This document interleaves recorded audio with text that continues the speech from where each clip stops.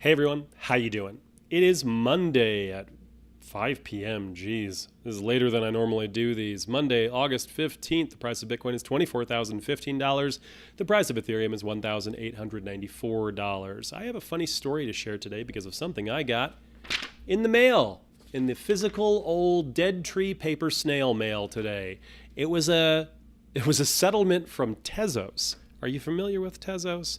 This was a cryptocurrency that came out in 2017. It was part of the ICO boom. It was early in that ICO boom, way before it got so overhyped that any piece of garbage could go out there. Tezos was a real project with a real team and actual technology. It was pretty interesting, and I invested in the ICO.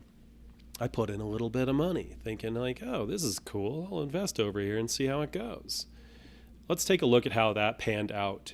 By the fact that I have a securities litigation settlement check in the mail today, you might get some ideas of how it went. This is how much I got. Just cut straight to the chase. It's $1,754.14. That's not a tremendous fortune by any means, but the fact that I wasn't even expecting this, kind of a nice thing to get in the mail. I searched my inbox, my email, for the first mention of Tezos. There's kind of a paper trail of all the things that happened along the way. The first mention came from 21.co, way back when there was a 21.co. It says, hey, Austin, have a few minutes to spare? Quickly earn $10 by completing one task in your 21 inbox. This was from Kathleen Brightman announcing the Tezos ICO. I don't remember what the task was. I am pretty sure that I did the minimal task and got $10 worth of Tezos, or maybe it was just in crypto or stablecoin. I can't remember.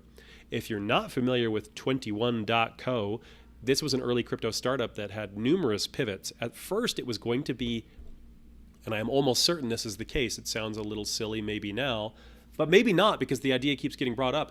It was going to be heaters that were Bitcoin miners. Bitcoin miners, they produce waste heat, use that waste heat for a productive purpose. They pivoted out of that and turned into this service, which was micro tasks paid in cryptocurrency. Then they changed their name to earn.com. Then they got acquired by Coinbase, and the founder and CEO of 21.co went on to be their CTO at Coinbase. That man's name was Balaji Srinivasan, who I mention in virtually every live stream I do. So had early engagement with his startup. And that was the first mention of Tezos in my inbox. Do you want to talk about the ICO? And then I got an announcement. Tezos fundraiser scheduled for July 1st. The Tezos Foundation is pleased to announce the legal structure of Tezos Foundation. Its fundraiser and related contracts have been approved by the Swiss Foundation Supervisory Authority. So they had to get regulatory approval to do all of this and to issue these tokens and blah, blah, blah, blah, blah. The only way to do it was with Bitcoin, which I held at the time. And so when the time came on July 1st, 2017, I invested what I believe was 2 Bitcoin into the Tezos ICO. At the time, what was that worth? About $5,000. Again, not an incredible fortune, but a meaningful sum of money, at least for me. And then, then I made a mistake. When it came time to actually retrieve your tokens after the ICO, I didn't, because I wasn't exactly sure how. It was rather technical, actually. It was not a straightforward process, even though they laid out exactly how to do it. There were 100 moving pieces. It's probably similar to how people feel when they first approach DeFi. There's just a lot of different pieces to do what seems like a transaction, right? Like, I give you this and you give me that. Seems like it should be straightforward. It wasn't. The kinks were not worked out. And so there were a lot of different steps involved. And I messed them up. I don't know how, but I did something wrong. I thought I was being so meticulous. I thought I was following every step they gave me. And then I emailed a bunch of friends asking for help. Like, can you please get me out of this? I think I lost all my Tezos. Block after block after block went by on the Tezos blockchain, and I still was not seeing my Tezos in my account. Anyway. And then sometime later, I get this email. This message has been authorized by the order of the United States District Court, Northern District of California, in the matter of Tezos security litigation.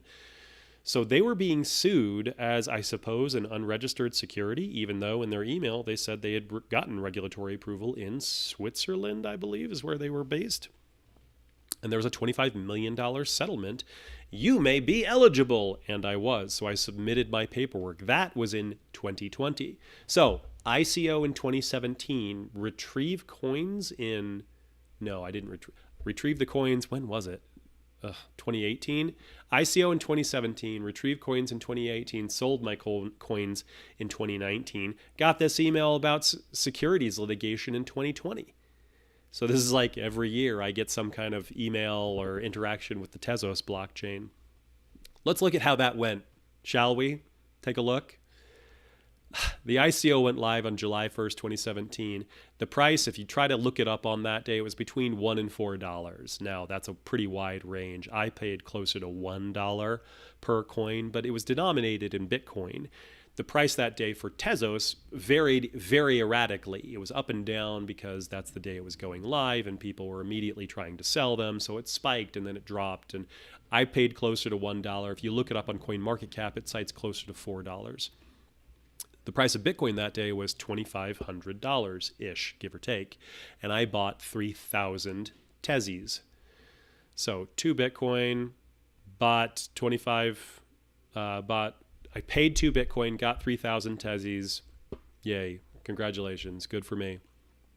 Flash forward a couple of years. I finally figured out how to retrieve my Tezos. I had not lost them all, though it was absurdly complex to try to get them and retrieve them.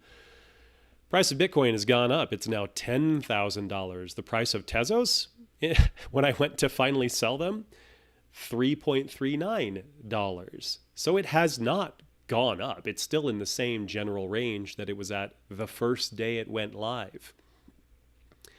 I sell my Tezos. Bitcoin is just up and up in price. And then today, August 15th, 2022, the price of Tezos today is $1.83. So if I'd held my Tezos, I would still be sitting slightly, measured in dollars, slightly above where I bought. No real profit to speak of. The price of Bitcoin today, $24,000. So 2 Bitcoin, when I started this journey, it was about $5,000, right? $5,000 to $10,000 to $24,000 today. I would have been much better off if I had just held my Bitcoin. It would have been logistically so much simpler. And it's nice to get this check in the mail, this, $1,700 that I wasn't expecting. I had completely forgotten about this litigation. I wasn't deeply involved. I filled out a form a couple of years ago and I forgot about it. So nice. I'm glad I got $1,700 in the mail today. Happy about that. If I had a time machine, what I would do, both macro to this situation and also, or micro to this situation and macro to my whole investing philosophy, is I would just buy Bitcoin because I would have been so much better off if I had just held my Bitcoin. Now, I didn't lose all of my money. I'm glad I got the check. I sold my Tezos for a little bit.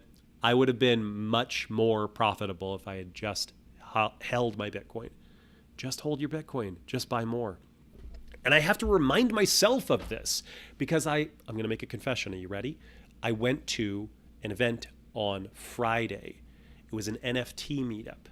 And they had a quarter machine. Are you familiar with quarter machine? Let's take a look at it. Space Station NFT quarter machine. Here, let me put it down in the field where you guys can see it. There it is. Quarter Machine is a group here in Utah run by Sean Duras and the Space Station. They are YouTubers. They are crypto guys. They're video game guys. They've got an esports league team. I don't know. They do a bunch of stuff. I actually did a TV show with Sean several years ago, 2016 now at this point. So yeah, it was a long time ago. He has since gone on to be incredibly successful with his YouTube channels and other ventures.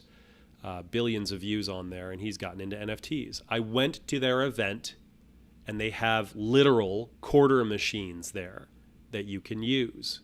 Now, if you go to NFT conferences, these are now a staple. They're a huge hit. But they had one there, and I went to check it out, and before I realized it, I kind of bought one. I bought this NFT, a couple $100 of ETH, Wasn't really planning on it. I just kind of like walked up and was looking at it and was like, oh, I guess I'm doing this now. So I need to remind myself, because I'm still making the same mistake that I did years ago with the Tezos. Oh, this looks neat. Let me try it out. It's going to cost some money. Sure. Why not? I'll just spend a little Bitcoin. Well, guess what? Your Bitcoin's always going to be worth more. Your NFTs and your Tezos and your other altcoins, probably not. Almost certainly not. Given enough time, no. Bitcoin, over time, always just goes north. Everything else, over time, almost guaranteed, is going to go down. Maybe in the near term it pops up, but it's almost guaranteed to go down after a little while. This didn't cost very much. I'm fine. I can own this NFT and it'll be fun. But it's not like it's an art investment, and it's not like I'm going to get deep into the community. It was just a throwaway. So that's where we are, friends. The lesson of the day, the lesson of every day. Buy and hold Bitcoin. That's all you need to do. Figure out how to do that one thing effectively. First, start doing it, then get effective at it. You can tighten your security. You can lower your transaction fees when you buy. There are all kinds of things to optimize, but the operation is simple. Buy and hold Bitcoin. All right, that's what I got. It's been fun. Let's talk again soon, shall we? Let me know down in the comments what you would like to discuss. This is To The Point with me, your host, Austin M. Craig. Like, share, comment, subscribe, tell your friends, and let's talk